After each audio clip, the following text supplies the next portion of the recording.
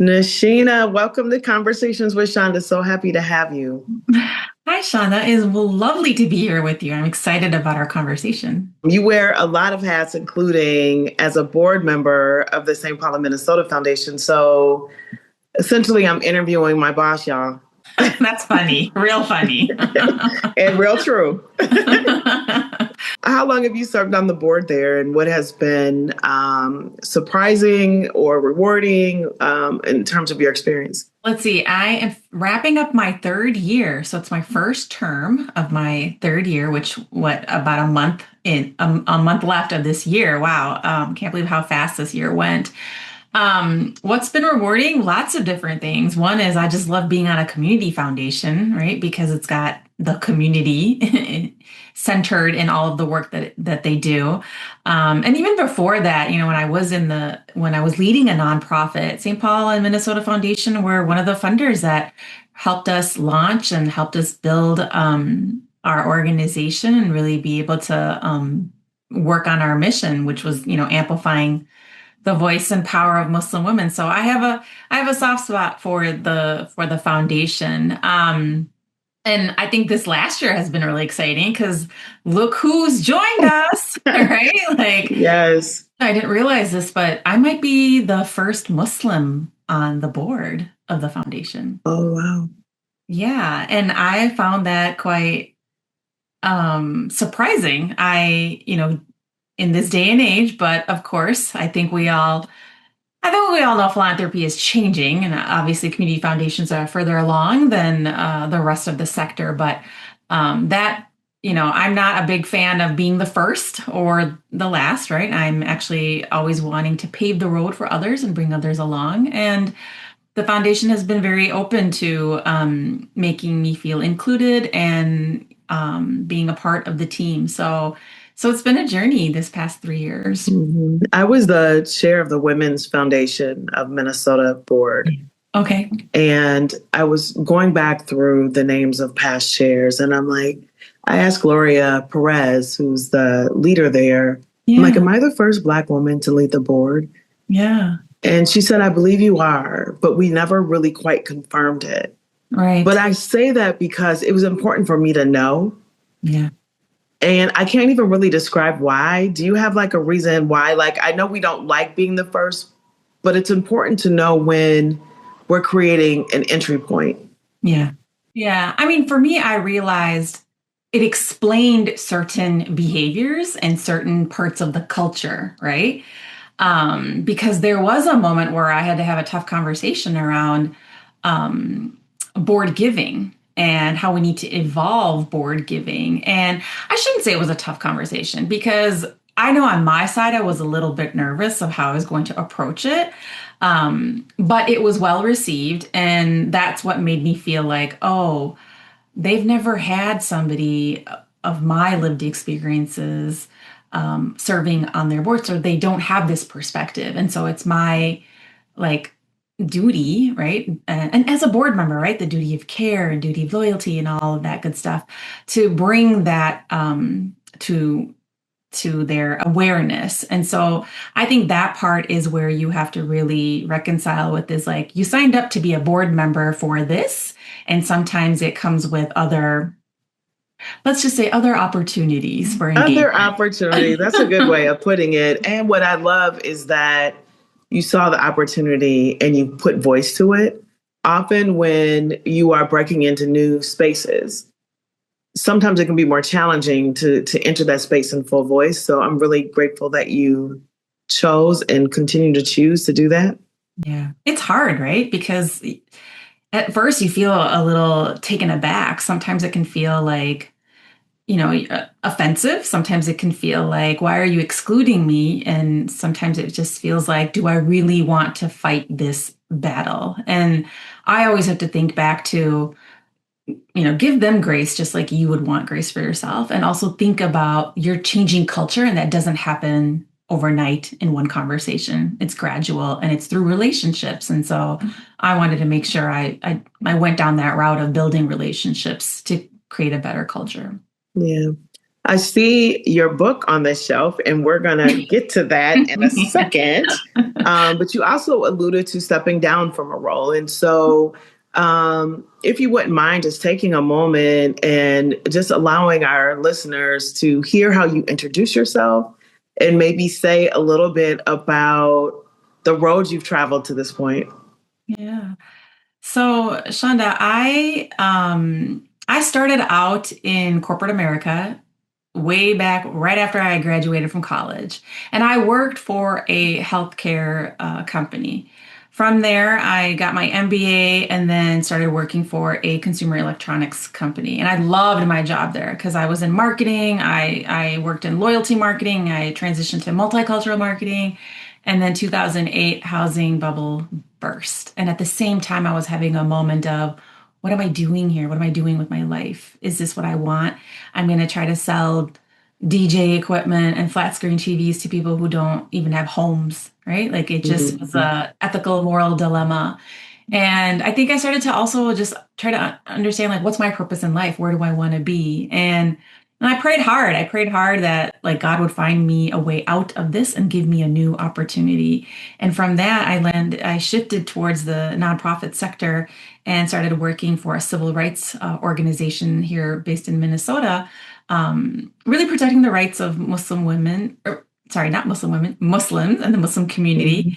and especially religious rights, right? Because our First Amendment was constantly being attacked, and just this anti-Muslim Islamophobia rhetoric and environment that we were placed in. I didn't realize how much of a bubble I was living in that corporate life, that there were people who were really struggling. And even while I was there, I realized, gosh, 70% of these cases that were coming in were towards women, right? Because women are more visibly Muslim, women are easier targets, and this like sort of triple threat of gender, race, and religion made me realize I need to do something else. I need to actually create a space for Muslim women to come together and talk about the things that are bothering them and the things that they're facing.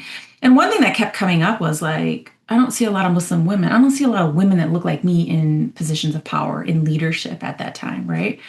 And I had a conversation. I brought in a bunch of women and I said, "What's going on? Like, what are you seeing?" And the first thing they said was, "We don't even know where to go to talk to other Muslim women." Mhm. And I was really struck by that because I thought maybe the mosque was that space. And I realized, no, people are sort of like becoming unmosqued and they're looking for third spaces where they're where they're where there are other identities, especially if you are a child of immigrants or if you are an immigrant or refugee. You're trying to figure out your place in the world. And so that was like the launch of creating Rise, Reviving the Islamic Sisterhood for Empowerment. It was really to bring this space for Muslim women to come together and talk about the things that they were challenged by. Now that happened to be 2015, 2016, which is a major election cycle in our modern Mhm. day history. I was looking around, we talked about we need more skills. Like we want to understand how to participate in democracy besides voting in November every 4 years. We want to know where else can we be showing up? What kind of skills do we need? Like, do we need public speaking skills? Do we need to learn how to make a pitch? Do we need to learn how to build relationships? What are all the things that we need? Help us get there. And so as we pulled out these programs and I started this organization, I knew I wasn't going to run it forever.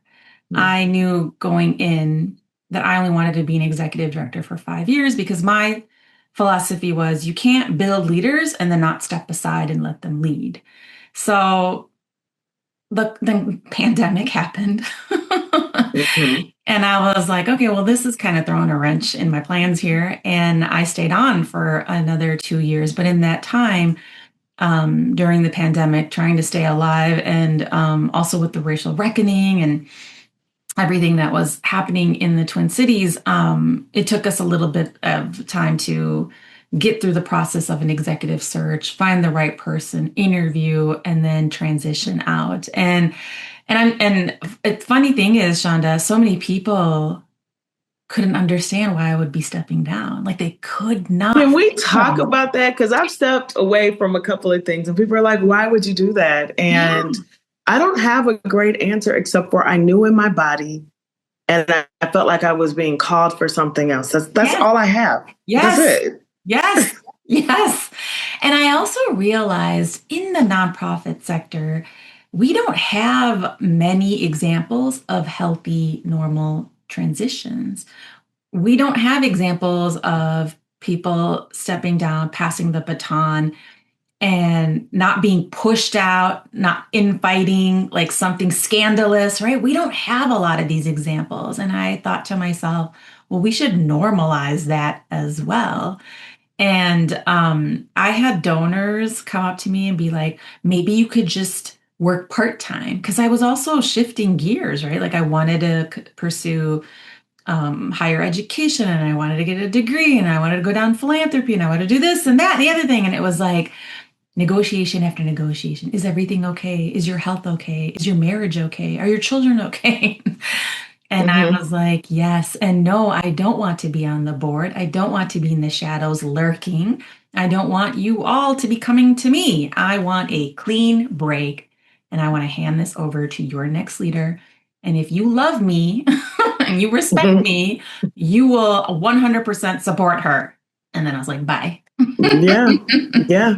I felt like people couldn't see, like I had a vision of something even bigger, Mm. right? Like I couldn't translate that to them at that moment because there was always this question of like, well, what are you going to do next? And at that moment, I was like, I don't know. I would like to take a sabbatical. I would like to take some time off and just like relax and Mm. clear my mind and like see where the universe calls me next. And I think that was really hard for a lot of people. And Do you think I mean, how much of that, I think I already know the answer, but like, how much of it is just faith? yeah, yeah, Yeah, all all of of it, it. all of All of it. it. I know. Yeah, all of it. Okay. All of it, all of it. Mm. We talked I always have this conversation about imposter syndrome with people and how, especially women of color, right? We always feel like, are we supposed to be here? Like, what am I doing here? They're going to find out. And it's like, gosh, but a faith-based lens would say you're exactly where you're supposed to be because God put you here. And to Right. embrace that is so much more powerful than to question because of, I don't know, people's body languages. Like, I know. It's wild. So where were you led? so I took those first 4 months off and just relaxed. I went I went to a lot of different places and just enjoyed the water. I went on road trips. My niece was born, so I took care of my sister and her family for a couple of weeks. I helped my mom clean out her apartment, right? Like I spent time with her. And then I started writing.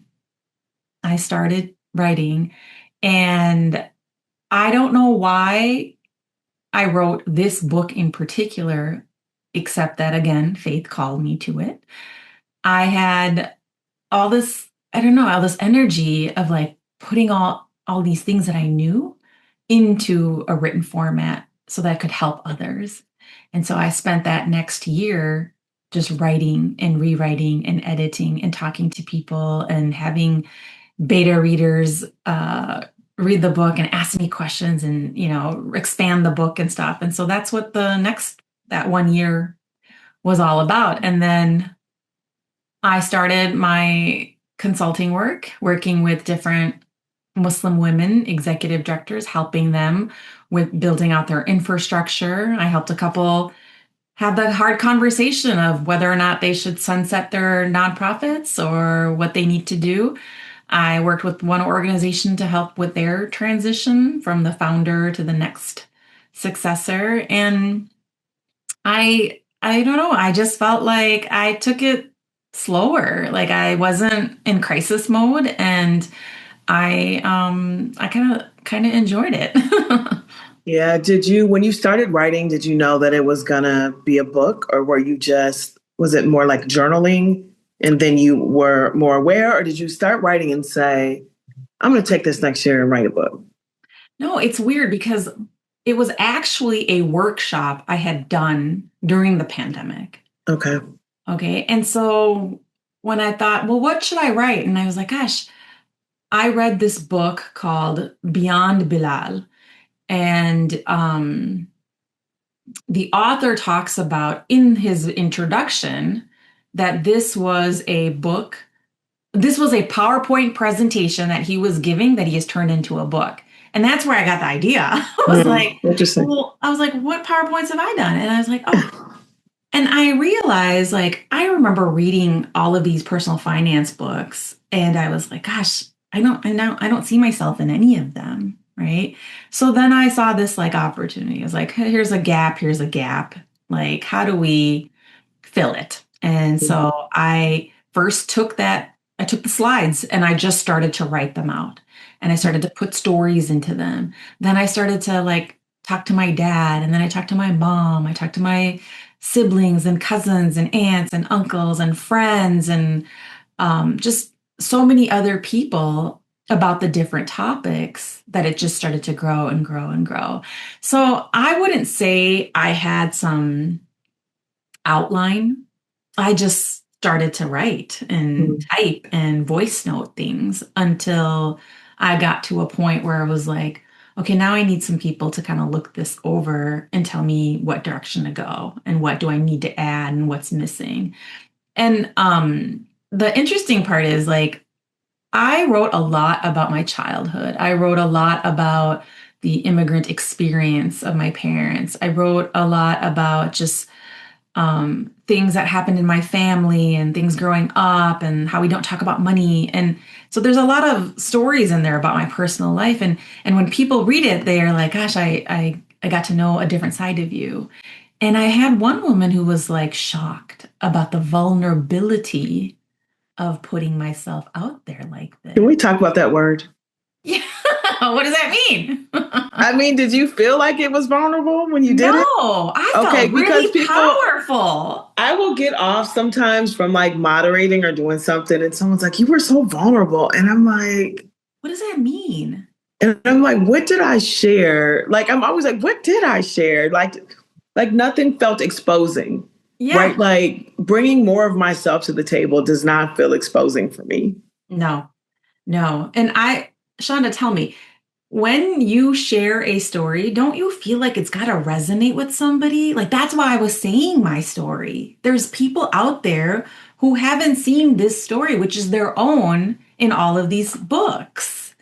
It is, and I have found that as I have moved in career, I understand more what you just said, the importance of seeing the story, but the story is not my roles. Say more. My life following purpose has allowed me to be myself where I'm assigned in the Mm, moment. Like my identity is not the role that I hold, yeah, right? Like if you all can't see me, but like if I'm 1 through 10, the role is maybe 7 through 10. And yeah, there's so much more that I'm bringing to the table. And I think that for me to lead, it's important for people to understand what shapes me, yes, yes, where my perspectives are coming from, yeah, where my values are rooted. yeah. But I also remember being a young leader coming up and trying to understand what stories belonged in those places. Mm, Right? Does a story of someone from Minneapolis, from the North Side, from, Black woman, like all these things, do they belong? yeah. How do they belong? How do you witness it? And if I was seeking that, I tell the story. I watched my cousin graduate from the University of Minnesota, and I remember counting the Black women, and there were like 7 this particular Wow. year in the program Wow. that she was in. And I remember being like maybe 6th or 7th grade thinking, man, you got to be pretty damn extraordinary. Yeah. Like this is for the few, not for the many. And I Yeah. just, so I just think Oh, yeah. those stories are important to say. Yeah. Yeah. I wonder if people feel like I can't share this story because people will judge me for it and not judge me in a positive way. I think that's fair. So I think oversharing is not the thing. Yeah. I also think I can talk about a period of my life where I was a single mom, Mm-hmm. right? I got married young. I was a single mom. And I can talk about it. And I can also say how many of us have found ourselves in places that we didn't expect. Yeah. Right. I mean, you can also make it relatable to other people versus just dumping out my story in Yeah. a way that's out of context or where people begin to shape an opinion of me that doesn't belong to me. Mm. Mm-hmm. Mm-hmm. Mm-hmm. I think that's what this person was taught. I think that, again, projecting probably here, but Yeah. I think that's what vulnerability is for people, is like, Mm. I don't want to share all of this because I don't want people to know A, B, and C because they will see me in a different light. Through that lens. Yeah. Mm. And So go ahead. no, I just was thinking that as I was writing this, I never once thought people are going to judge me about this. I truly, truly felt like somebody else is going to share this part of the story and it'll feel real to them, like they're going to be able to understand themselves and change their relationship with money and understand how they will get to a more philanthropic life. Yeah. Is the book only for Muslim women? Well, okay, that's interesting, right? Because at first I was like, that's the profile that I'm writing for, right? I've got to think about who is it in mind that I'm writing for. And I think the reason it's predominantly for Muslim women is because one, I identify as one, two, there's nothing out there about us. And three, there's such a strong emphasis on faith and Islam and values and like the parameters around wealth building and giving wealth away that I wanted to make sure people, Muslim and Muslim women, understood those parameters. The funny thing is, so many people who don't identify as Muslim are reading the book. And I had the person who did the recording of the audiobook was like, this is such a good book. If anybody is interested in ethical investing, this is what I'm going to recommend. And I was like, this is a white man telling me this, right? I love it. Yeah. And I was like, this is how we're going to change the world one person at a time. And so I met with a lot of folks in the Minnesota Multi-Faith Network who have purchased the book. And I said, hey, I want to know after you write this book, I want you to blog about why you bought this book, what you read that resonated with your faith traditions, and then I want to have a conversation with you about that. So stay tuned, Chanda. I'm sure we will uncover things like, I cannot wait. I cannot wait. Do you have a favorite story that you could share with us from the book? My favorite story is always about my mom, right? Because my mom came over into the United States pregnant with me. Okay. So I was born here in good old Chicago. And she is the one who really taught me about generosity.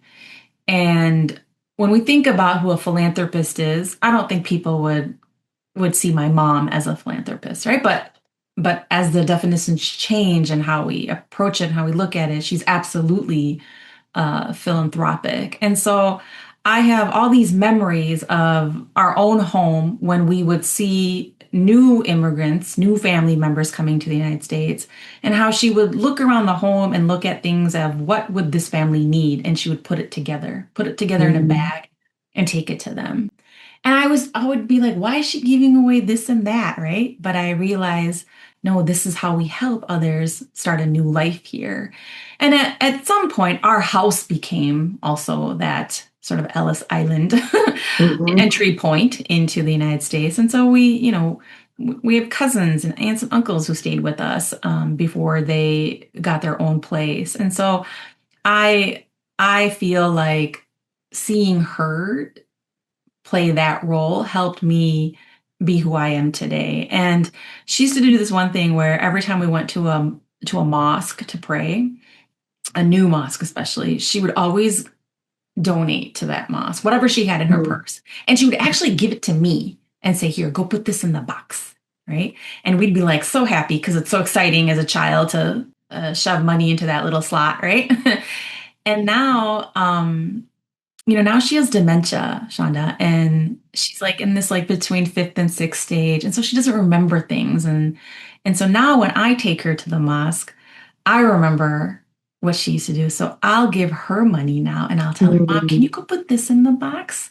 And she'll be like, "Okay," right? And she's all excited and she'll go put it in the box. And I realize like this this behavior that she has taught us, this habit, this value, this tradition, like I am going to carry it forward to my children and then my children to their children and so forth. And so that to me is how a legacy is built, is like through our mothers. Yeah.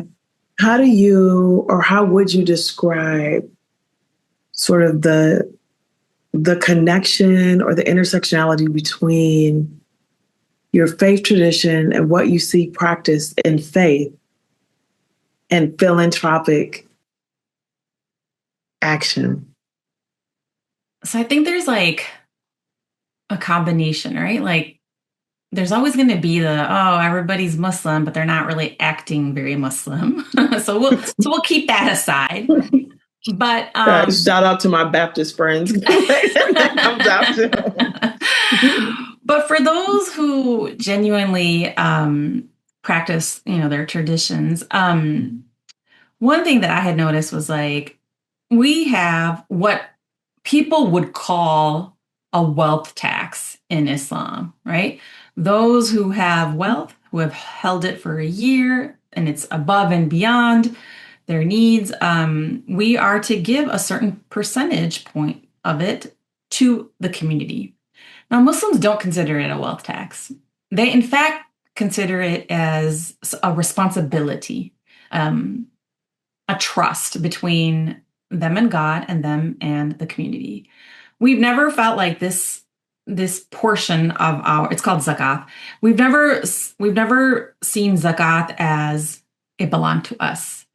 It's actually something that we hold for somebody else and we need to transfer it to the rightful owner.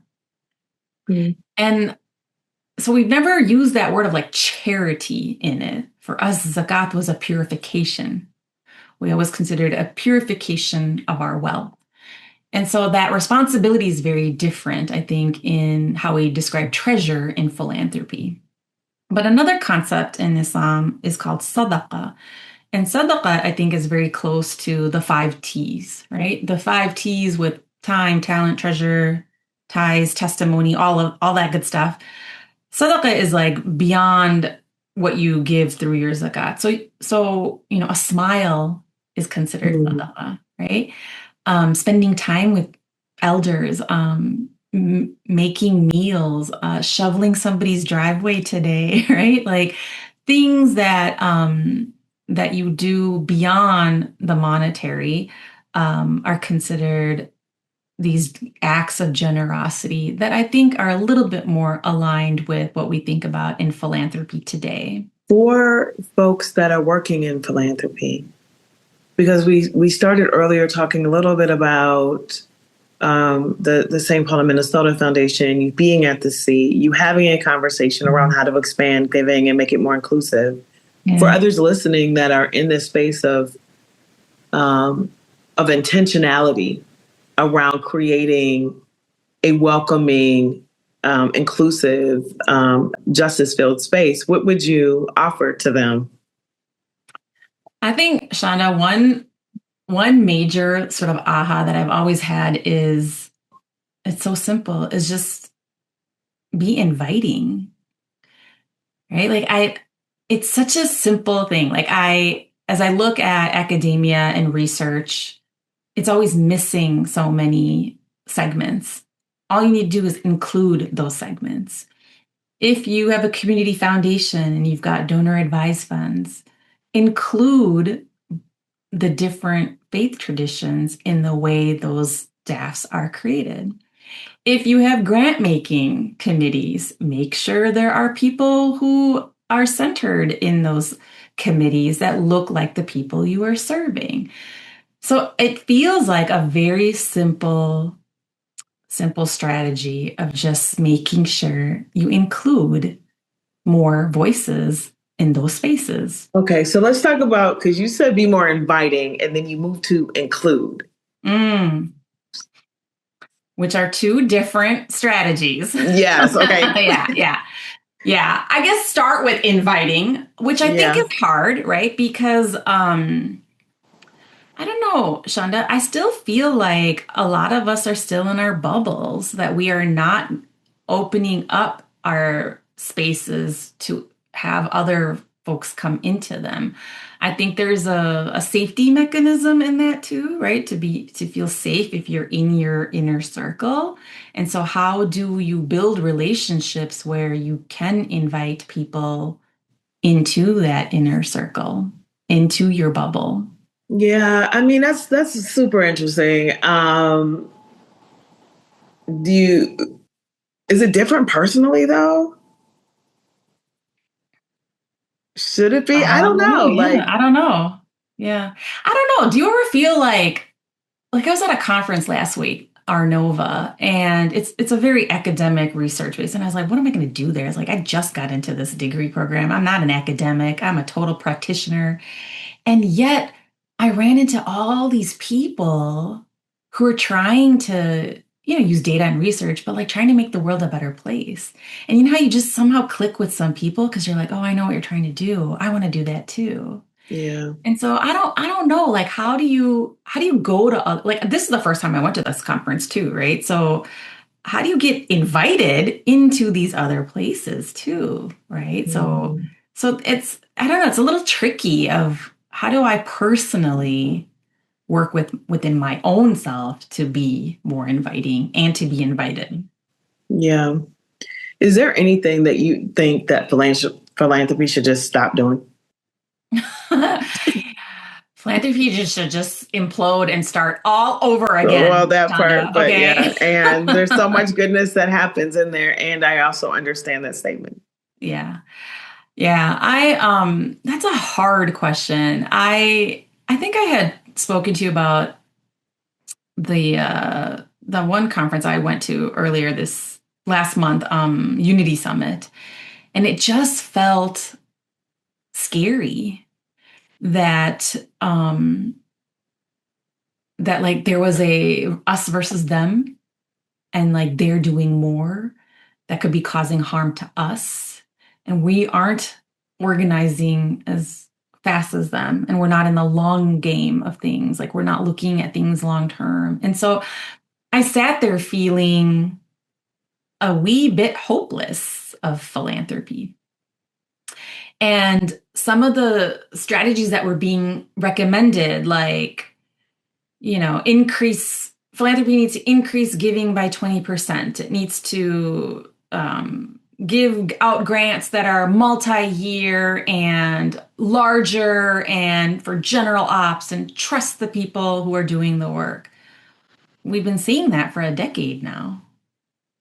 It's not new. No. And so that's why I keep going back to there isn't some silver bullet strategy or advice I can come up with even right now.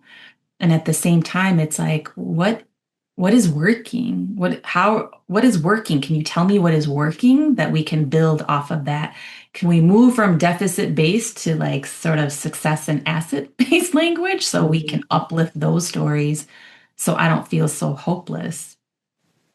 Yeah, there is a lot of sadness, and for different reasons, at different stages. For, some of our older leaders, it's looking at things that they fought long, hard for that are being reversed. Yeah.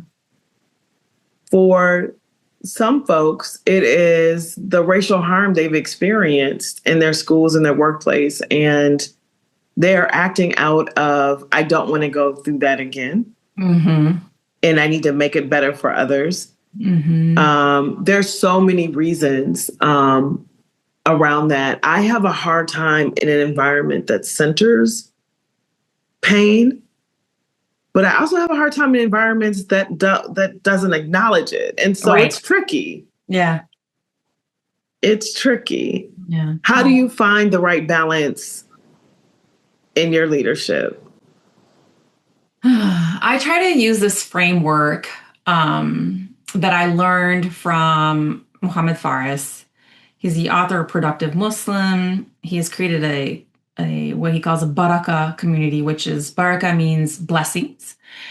And what he talks about in his framework is that we are supposed to set our intentions of what it is that we want to accomplish. We are supposed to pray. We are supposed to take action and make sure that the intentions of those actions are not so worldly, that we're trying to make things better, that we're trying to make the world a better place. But then he says something afterwards that's like, but you have to let go of what those outcomes could be, because those outcomes are left up to God's plan. And so I find a little bit of more solace in that, because I cannot control everything. And sometimes my actions may not deliver impact and outcomes right away. The prayers that we say may be delayed, but hopefully never denied, right? And so I think that's what kind of helps me keep going, keep moving, is like, I can't be in this analysis paralysis. I can't be in the doom and gloom of it all. I am going to do what I can do in my realm. And I love the serenity prayer. Right? I can't tell it to you verbatim right now, but I appreciate how you're asking God to help you with the things that you can control, and then to sort of let go of the things that you cannot, and trust Him instead, right? Trust God instead. Yeah, I have this Abraham Lincoln quote that I actually really like. Yeah. Because it's basically the same thing around like these moments of just not knowing. And there's a lot of like not knowing right now. Yeah. And for the folks that are sort of experiencing the world from more of that pessimistic, like what does the future hold? Any advice? I mean, I think we're giving it. I think you're giving it in the way that you're talking, right? Because you almost have to lean on, beyond your own understanding in these moments, but any insight or that you would offer? When you were saying about as you're looking up this quote, I was looking at a quote that is on my notebook here from Anne Frank, who said, "How wonderful it is that nobody need wait a single moment before starting to improve the world." Right? So, yeah, it's hard out there. And yet it's the opportunity that we can do something small, something in our capability to improve it. And we don't need to wait for it, right? Like, we can do something small. And Chanda, maybe it's just helping one person today. Right? And there's a butterfly effect to that, right? You don't know where the ripple. So I think that's where we got to go back to, is like, how do we start little and then grow from there again? It's better than just oh my gosh, I'm not leaving this house ever again. I'm not doing anything. No, we're going to have to figure out small steps. Yeah. The quote, "I've been driven many times upon my knees by the overwhelming conviction that I had nowhere else to go. My own wisdom and that of all about me seemed insufficient for that day." And I'm just like, there are times where you just don't have the answer. Yeah. And you just gotta go somewhere, and you gotta get up the next day until it becomes clearer. Yeah. And so this idea of having to solve and having to know doesn't sit immediately on my shoulders. So I'm not answering that question for myself every day. Yeah, yeah, I'm listening and in search of what community wisdom, yeah. right, ancestral wisdom Yeah. provides for me. Yeah. That's actually really profound because you don't need to have all the answers right now. You may not, and you don't need to be on that pursuit. You need to be listening and doing other things as well. Yeah. Yeah. To go back to the book for a moment, because your journey to the book is very much like the moment we're talking in, right? Like you just took a leap of faith. You knew that wherever you jumped, you wouldn't land unsafely. And it culminated into this book to expand what, to answer what question, to provoke, to poke. What was Yeah. it? All of those. I feel like I wanted to help women transform the relationship they had with money. That money wasn't just about bills and debt and not having enough of it and being socialized to believe that you're just a frivolous spender and not and a saver and not an investor and and I didn't want to stop there. I didn't want to make a bunch of millionaires, right? Which would be great. I really wanted them to understand then what do you do with that money?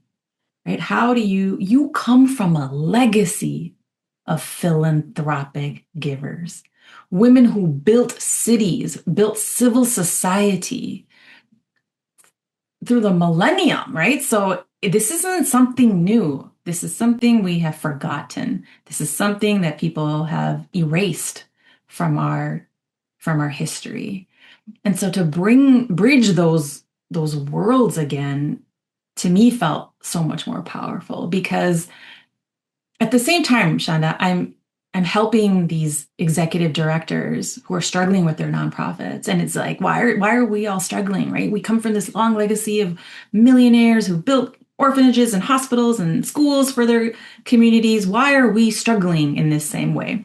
And I'm not dismissing the struggles that we are going through today, but it helped me reframe that we are still continuing that legacy, that we are still creating civil society, that where government fails, where the private sector fails, we are still showing up and providing community services for for our loved ones where the rest of the sectors are failing. And so that reframe, I think, is what is like my one big takeaway that I would love for others to lean into is understanding, yes, money is great and we need it and it makes the world run. And we came from this legacy of that.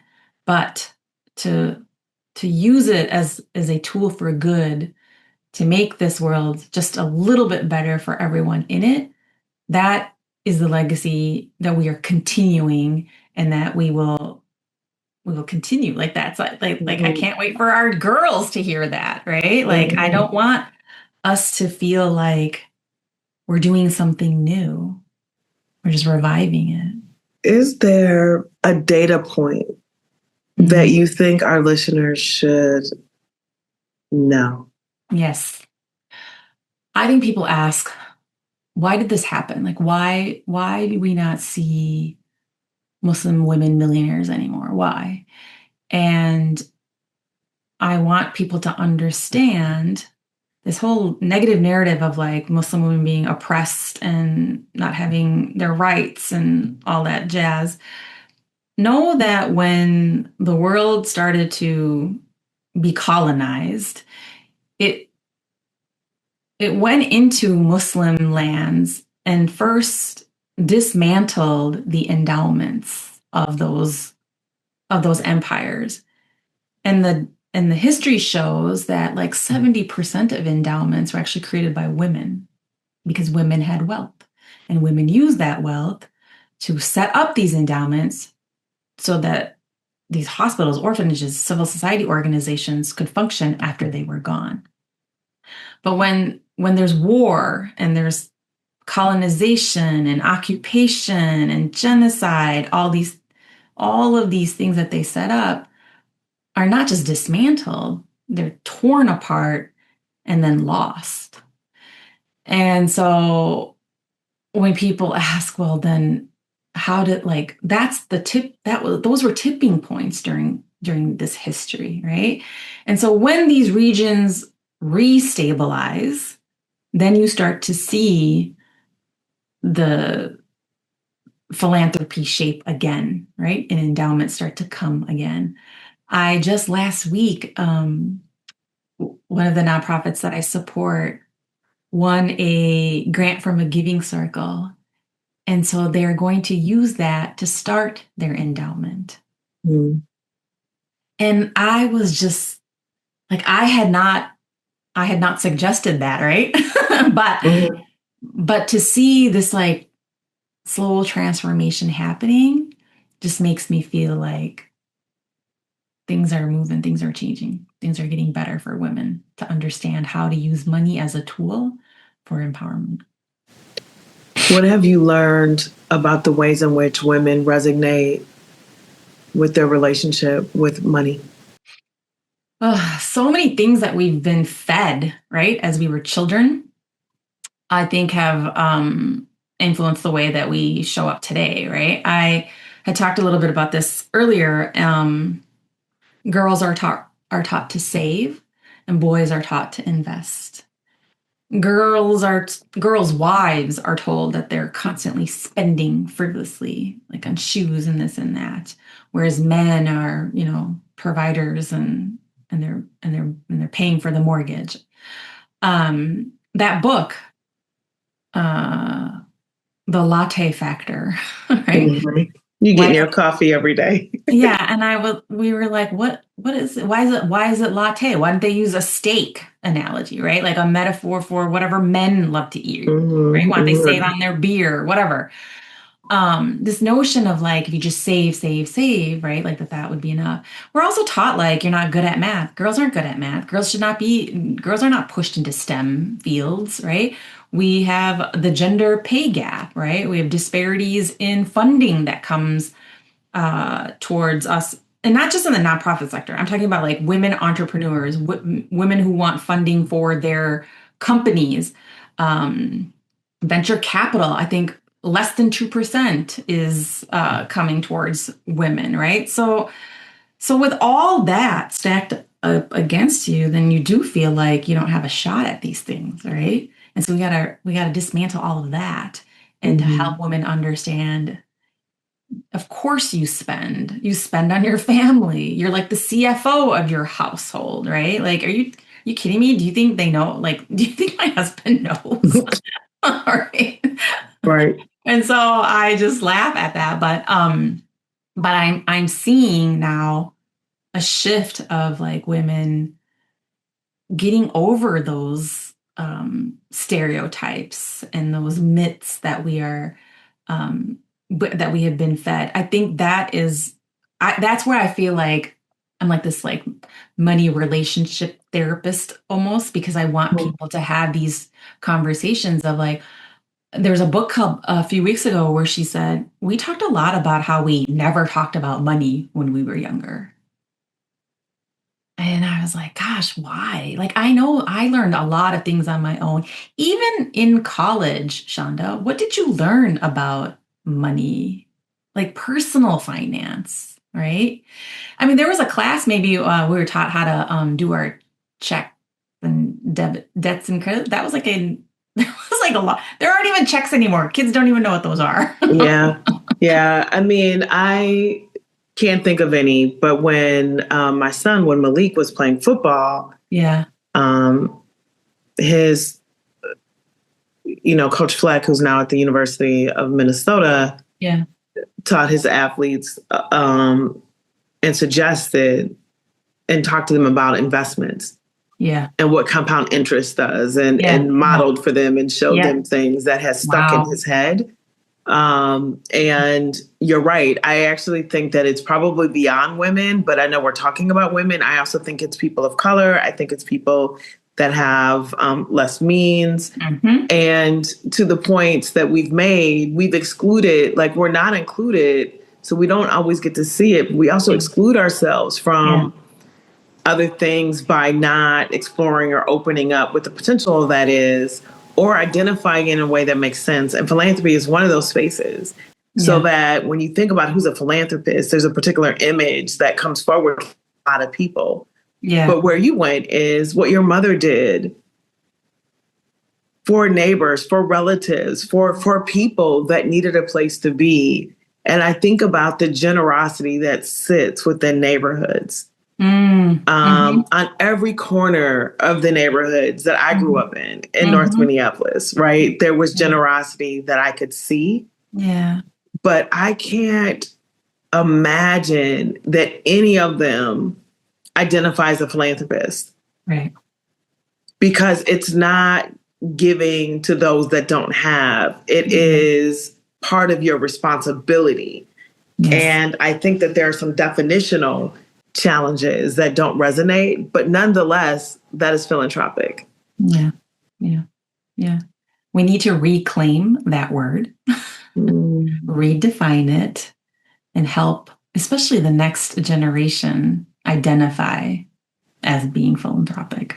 Yeah, if you had, I don't know, a call, a wish for those that are listening to this. And, you know, I imagine we have men listening to us that are around their wives or their daughters or their sisters or whatever. I mean, largely we've been talking about women here, but largely we've been talking about how do we create space? How do we own our stories? How do we live in a way that is true? Living sort of not individualistic, but in community in a generous way. Like, I mean, that's really what we've been talking about. And so what hope or advice would you have for people that are listening relative to money or philanthropy or both? Yeah. Well, I would hope that this conversation sparks future conversations for them with people around them. And as you were asking this question, Chanda, I kept hearing that word vulnerability again. Because are people feeling this vulnerability if they're going to talk about money? Because this is a hard conversation. You know, people have mismanaged money that they feel shame with. People have done things, have made mistakes, right? We all have made mistakes. What I would love is for people to realize, like, it's okay, now we're going to move forward, right? We're going to recognize those things and we're going to move forward with a little bit of change. And I think it goes back to what we were talking about even before this, about like everything is so hard right now in this world. And it's like, but little small steps will then get you to that bigger change, to that bigger movement. And that applies here too, whether it's money and philanthropy, right? I had a woman who emailed me today who said, I just finished your book and I just want you to know, like, we were in such debt and we kept taking out credit cards and you can feel like her pain in this email, right? But she said, I went and had a tough conversation with my husband. And we like basically made a plan and we did this and this and this and we're moving forward. And she was like, oh, may God forgive us for taking out these credit cards and all. But like, I felt like that's the kind of small step change I want to see with people, right? Is recognizing like it's not over. It's not like you can still do things. You can still make change. This idea of not talking about or not sharing or exposing or communicating or preparing in a way that includes other people knowing what your plans and your hopes and your dreams are. It's been shaped by this, my check is my own versus how do we protect the assets that we've worked so hard to build? Yes, especially for us, Chanda, people of color, right? Immigrant families left everything behind. Refugee families have nothing back home, right? Like they come here to build something new. And it's like, whether it's a house, whether it's investments, whatever it is, it's like, how do you make sure that that stays within the family, that it grows, that it gets passed down to the next generation, that it helps the community, um, that it helps the community that you're trying to build, and it's not lost. It's not lost. We're almost wrapping, but I went to a conference. I think it was Policy Link. I could be incorrect, but one of the breakout sessions was Don't Sell Grandma's House. I feel And that. again, I was like, you felt it, right? I felt it Yes. when I read it on the paper. Yes. And I'm like, oh my God, I need to go. I need to go to this because real-time financial issues are things that families are super facing. And you got Mm-hmm. to eat. You Mm-hmm. got to be able to Mm-hmm. live. I understand that. Yeah. But sometimes we're selling homes or letting them go for pennies on the dollar. Oh. And we have all of these efforts to build wealth and we have to participate. Mm-hmm. We can't just we got to participate. And um my grandmother didn't have a lot, but she built a lot Yeah. with a bunch of really smart decisions, Yeah. Yeah. enough to care for her and her kids Yeah.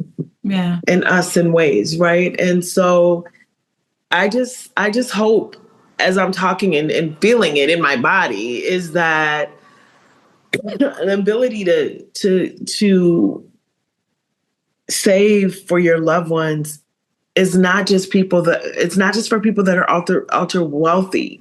Yeah. Yeah. Yeah. Or am I incorrect? I mean, say something about No, that. I'm just, when you're talking, I was thinking, Shonda, my grandparents didn't have a house. And my parents didn't have a house. We have a house now. And so when you said don't sell grandmother's house, I'm like, oh my gosh, I'm the grandmother. You're the grandmother. I'm going to be that grandmother. And I was like explaining this to my children about how owning a house, a paid off house, is like the number one indicator of generational wealth building. It's the first sign on that road. Right. And they're like, we don't want this house. Right? And I said, have you seen the market? Like, good luck buying your own house. And so, but that moment just really, it really realized we are not just living for us today. We have to think about the generations that are going to come after us. And so, yes, don't sell grandma's house. Build it for her great grandchildren. Build it. And just like you talked about the Muslim women who built the endowments to care for community, like maybe we should be thinking about how do we build endowments for our own families? Yeah. Yeah. Okay. That's interesting that you're saying. And I know we're wrapping up, but I will tell you one of the most interesting findings in this research was how Muslim women, if they had daughters, the inheritance laws are a little different because there's no son to inherit the bulk of the property. So all of a sudden, all these male relatives who have no rights but feel like they can claim would come in from who knows where to start claiming things. And so what these women would do before they would pass away was they would use devolution strategies, right? The opposite of evolution. And they would take whatever assets that they had and put it into an endowment form and name their daughters as beneficiaries. Okay. Then they would be taken to court for that and they would stand in front of the judge. And there are like records of this, and they would fight with their knowledge of their religion and their country's laws, and they would maintain those endowments for their daughters. And I was just shocked at the level of intelligence and strategy and legal acumen, like, and to stand in front of the judge and like fight for your own rights and case, like phenomenal, right?